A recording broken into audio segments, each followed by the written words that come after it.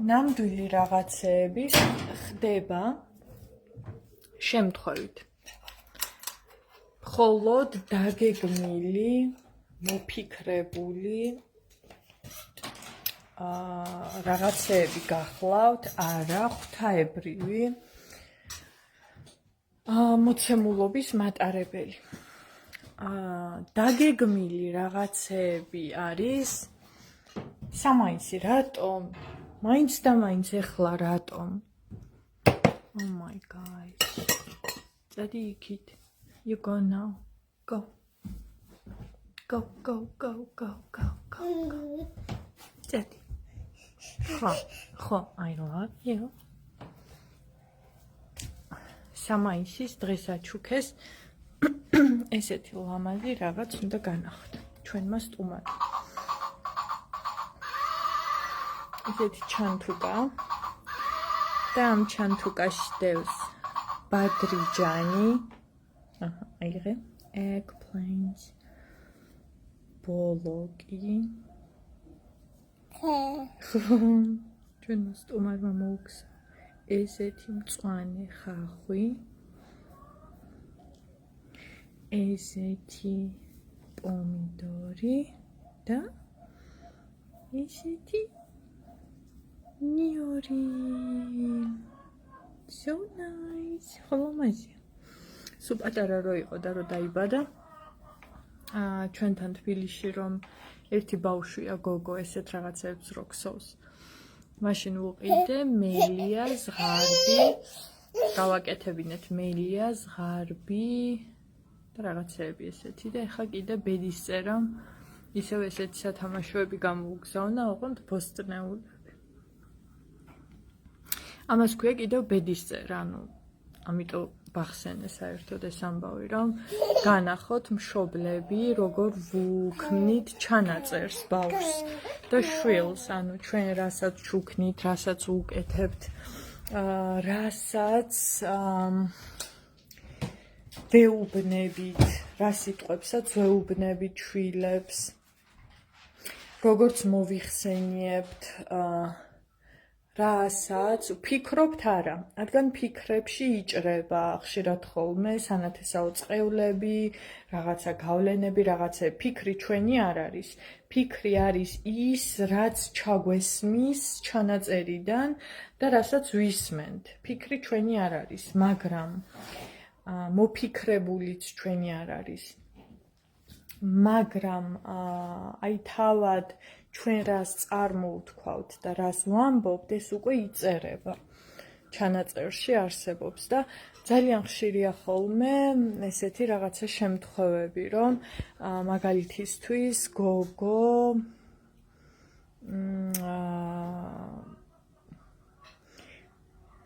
ერთი გოგო ეხა არ მინდა ის ვახსენო და იმის ისტორია მოგიყვეთ.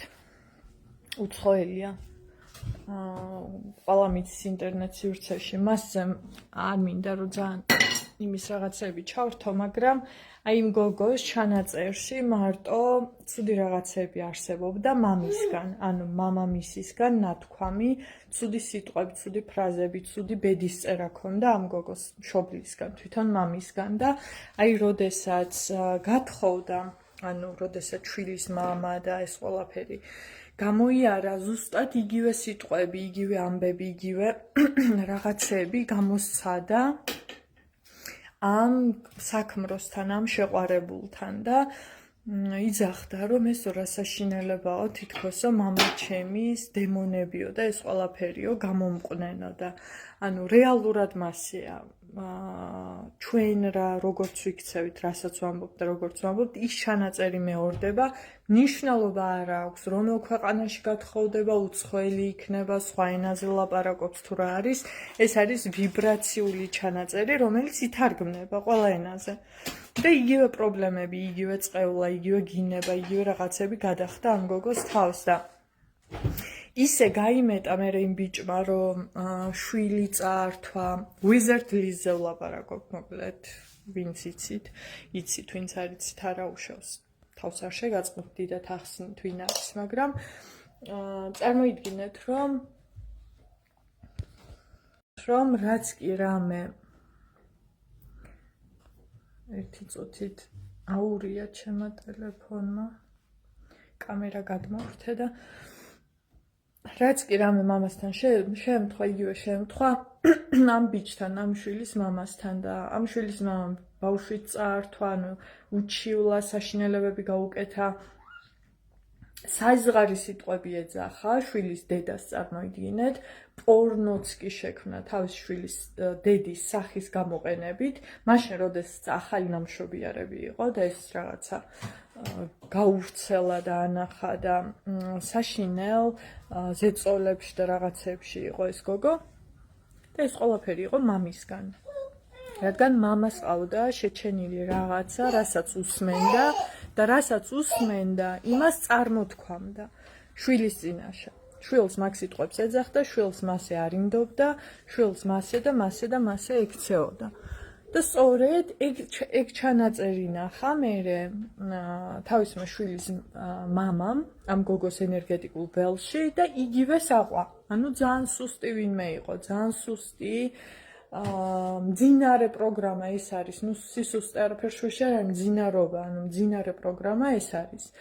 მაგრამ და მერე ანუ შვილი არ გაატანა, მთელი ამბები მოხდა ამ გოგოს ცხოვრებაში, მაგრამ რო ვაკვირდები ბოლოს უკვე ბოლოსკენ ღირსეული ძალიან ისეთი ინტერვიუს ჩამტარებელი ჯანსაღი სულიერად ფხიზელი, ნუ შედარებით განვითარებული და ისეთ გამოფხიზლებული კაცი რო შეხვდა ჟურნალისტი, ვინც ინტერვიუ ჩამოართვა და ძალიან ისე გულითადად და ისე საუბრა ამ ინტერვიუს დროს, სწორედ მაგის შემდეგ შეიცვალა ყველაფერი და შვილის მამა მობრუნდა და შერიგება თხოვა, პატიება თხოვა და ეს ყველაფერი. ანუ რატომ?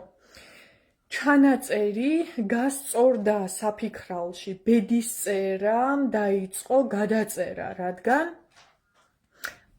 კაცებისთვის არსებობს ერთი ვიბრაციული ენერგეტიკული ველი, სადაც ჩანაწერებს კითხულობენ, ქალებისთვის არსებობს მეორე ენერგეტიკული ჩანაწერი, თუმცა ქალები სრულად გამოთიშულები არიან და კაცები ძალიან ბმაში არიან მაგ ჩანაწერთან, მაგ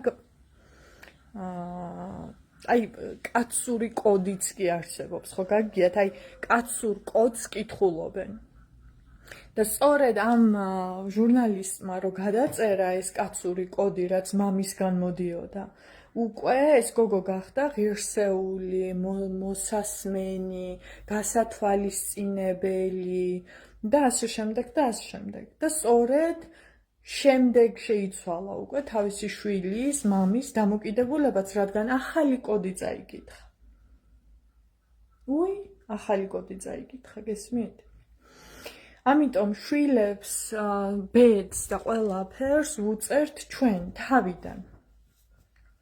თუმცა გაიზრდებიან და საკუთარი ბედის გადაწერის საშუალება აქვთ და ამას აქვს თავისი შესაფერისი წლოვანება, რომელსაც ქვია აი 36 წელი. 36 წლის ზევით უკვე თავისით წერენ ბედს, თუმცა 27 წლის ასაკში იხსნება რაღაც ისეთი, რომ ახალ გარემოში, ახალ ადამიანებში, ოჯახიდან გარეთ, აი ეს დედის, მამის და ახალი პროტოტიპები ეგზავნებიან, საიდანაც სხვანაირ ინფორმაციებს იღებენ და სხვანაირი რაღაცები იწერება ბავშვების ბედში. ანუ ბედის წერა არსებობს. მაგრამ ეს ბედის წერა იწერება ბავშვობიდან, მშობლებიდან შვილებზე და რო გავიზრდებით, უკვე თავად შეგვიძლია ჩავერთოთ ბედის წერაში და რამდენჯერმე იწერება ეს ბედის წერა, ანუ წრეზე ტრიალებს, სპირალურ წრეზე ტრიალებს, როგორც განვითარების წრე არის და აი ჩემ შვილზე მაგას გეუბნებით, რომ რო დაიბადა, აი ხა ვიპოვი მელიას და იმ რაღაც სათამაშოს და განახებ. შევუკვეთე ქართველ ამ ხელოვან გოგონას ეს ნამუშევარი, აი კუც ყავს. ის ცხოველები, რეებიც მოდიოდნენ ჩვენს გარშემო, დავამზადებინე. აი მაგალითად მელია, ესეთი მაქსოვი ხელით. ლიზა ქვია, მე მგონი იმ გოგონას. ესეთი კროჩეტი თუ რაღაც ქვია ამ ხერხს, ამ ქსოვის ხერხს და აი ხლა რამდენი ხანი გავიდა, ძალიან დიდი ხანი არ გასულა დაახლოებით ალბათ წელიწადი და 2 თვეა გასული იმის მერე, რაც ეგ შეუკვეთა და ნახეთ ბედმა თავისით გამოგზავნა ჩვენს საწიერში ისეთი გოგონა, რომელმაც ესეთი ბოსტნეულები აჩუქა სამაისის. ანუ ბედი დაიწერა. და ჩემთვის ძალიან მნიშვნელოვანია, რომ ბედის წერაში ჩავრთო ესეთი ხელოვანი, შემქმნელი, ნაზი, ლამაზი, ძაფისებრი, ფუმფულა, კოუზი, რაღაცნაირი მყუდრო, საყვარელი და მარტივი და ჩვეულებრივი რაღაცეები. და მასეთმა ადამიანებმა იმოძრაონ ჩემი შვილის გარშემო. ჩემი ბედის წერა, რაც მამაჩემმა დამიწერა, ეს იყო, რომ რა ვიცი, ყველას ის უნდა ყოფილიყავი, რა ქვია, ყველას განტევების ვაცი უნდა ყოფილიყავი, ყველა უნდა შემცოდებოდა, ყველას ცოდვები საკუთარ თავზე უნდა ამეღო და მე უნდა მეგო პასუხი, სხვა თუ დააშავებდა, იმან არ იცის და მაინც მე უნდა გავიგო და მე უნდა შევუნდო და ვიზიდავდი მთელი ცხოვრების განმავლობაში მასეთ ადამიანებს, რომლებსაც ჩემი ჩაგვრა უნდოდათ, ჩემი გამოყენება უნდოდათ,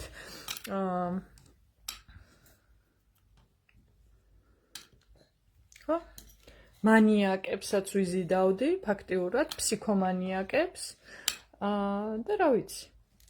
ეგ იყო ჩემ ბედის ჩანაწერში ჩაწერილი. ასევე დაუფასებლობა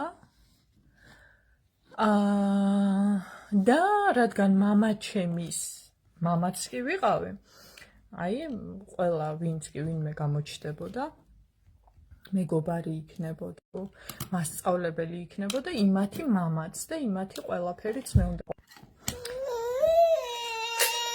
რა გატირებს ამაისი? მიყრი რაღაცებს აქ. არ შეიძლება ესე გადმოყრა. და მე ტირილი. ხო და ახლა როდესაც საკუთარი ბედის წერის დაწერა თავად შემიძლია, ჯერ ხო ჩემი მაინც რაღაცნაირად ცხოვრებამ წაიყვანა და ეს ამერიკა და ეს ყველაფერი ჩაიწერა ჩემი ბედის. Samaisi, this is not funny anymore. Stop it. Stop. Всё. ნახე. აღარც ნერვიულობს საერთოდ იცის რა.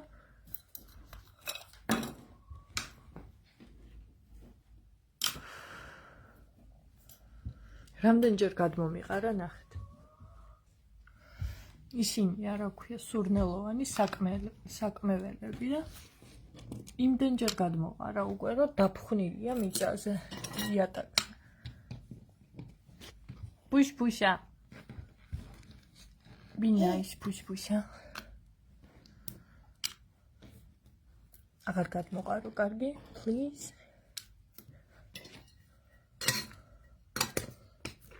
ესეთი ჩემოდანი აქვს, სადაც ჩემი ლოტუსები, სანთლები, ჩასაქრობები და ესეთ რაღაცები მილაგია და ძალიან უყვარს ეს ჩემოდანი. სამაისის. დედაპირში არა, ეგ არა, დედაპირში. ფუფ არის ეს. ისი არა, დედა.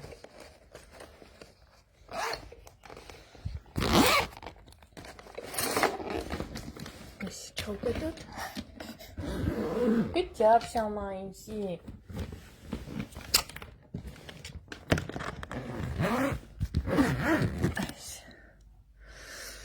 ხოდა ეს ბედის წერის გადაწერა ვისაც პატარა ბავშვები გყავთ, უკვე შეგიძლიათ რომ დაიწყოთ და უნდა დაიწყოთ პირველ რიგში საკუთარი ფიქრების კონტროლით, რადგან საფიქრალში ჩაწერილია ის საწინაპრო რაღაცა ხმები და ამბები, რაც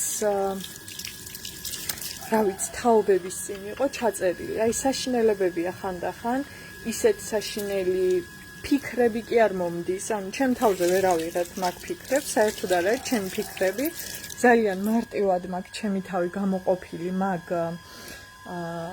ფიქრის რაღაცა იმიდან, რა ქვია, გავასწორო ერთ წამით ბოდიშით.